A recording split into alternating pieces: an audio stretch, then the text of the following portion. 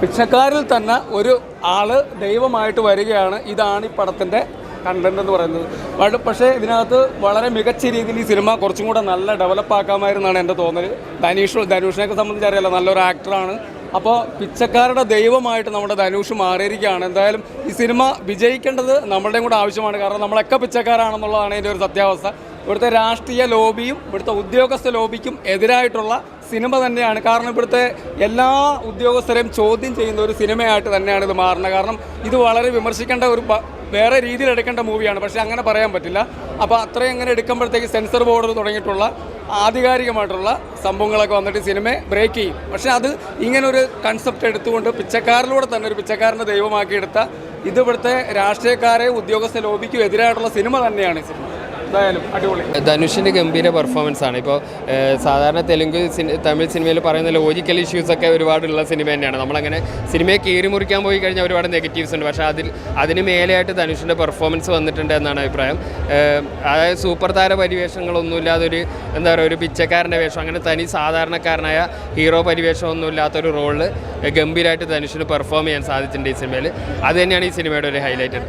നാഗാർജുനും കൂടെ നിന്നിട്ടുണ്ട്. അതായത് ശരിക്കും പറഞ്ഞാൽ ഈ സിനിമയിൽ അങ്ങനെ ക്യാരക്ടേഴ്സായിട്ടാണ് വന്നിരിക്കുന്നത്. ഇവരെ രണ്ടുപേരുടെയും ആ ഒരു ഹീറോ പരിവേഷങ്ങളില്ല, ആ ഒരു കഥയിലേക്ക് ഇവർ ഇറങ്ങിച്ചെന്ന രീതിയിലാണ് ഈ സിനിമ വന്നിരിക്കുന്നത്. ഗംഭീര പെർഫോമൻസ് ആണ് സിനിമയിൽ രണ്ടുപേരും ചെയ്തിരിക്കുന്നത്. പെർഫോമൻസ് ആയിരുന്നു, നല്ല പടം, ഭയങ്കര ഇഷ്ടപ്പെട്ടു. എല്ലാവരും ഫാമിലി ആയിട്ട് കാണാൻ പറ്റിയ പടമാണ്.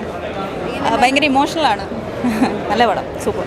നോക്കണ്ട, നല്ലൊരു എൻ്റർടൈൻമെൻ്റ് ആയിട്ട് പടം കാണാം.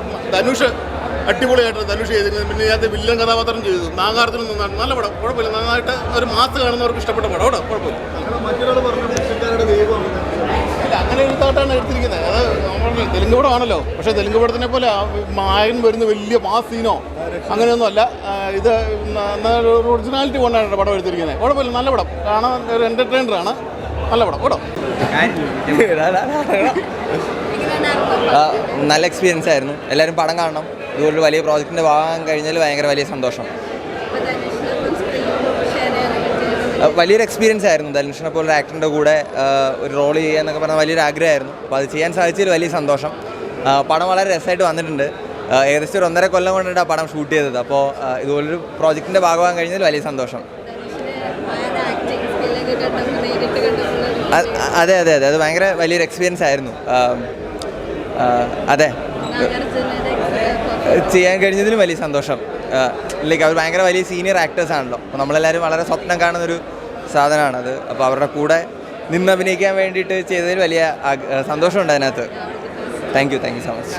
പടം നല്ല രസമായിട്ട് വന്നിട്ടുണ്ട്.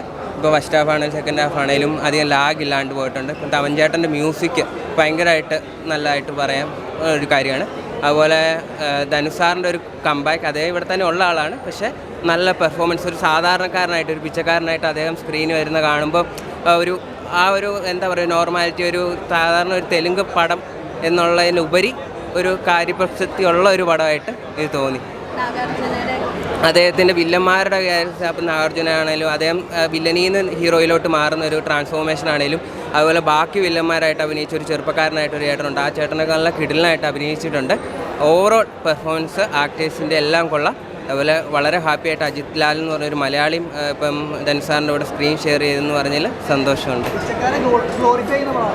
അല്ലല്ല, പിച്ചക്കാർക്ക് വേണ്ടി ഉള്ള പടം എന്നല്ല, അവരും സമൂഹത്തിൽ അവരുടെ അവസ്ഥ, അതുപോലെ അവർക്ക് ഇമ്പാക്റ്റ്, അവരെ മിസ്യൂസ് പലരും ചെയ്യുന്നുണ്ട്. അവരെ എടുത്ത് പല ബിനാമികളാക്കുക, അതുപോലുള്ള കാര്യപ്രവൃത്തികളും ഇതിൻ്റെ ബാക്കിൽ നടക്കുന്നുണ്ട് എന്നുള്ള പറഞ്ഞൊരു സ്ഥാനത്തെ വെളിയിലോട്ട് കൊണ്ടുവരികയാണ് ഈ സിനിമയിലൂടെ. അതെ, താങ്ക് യു.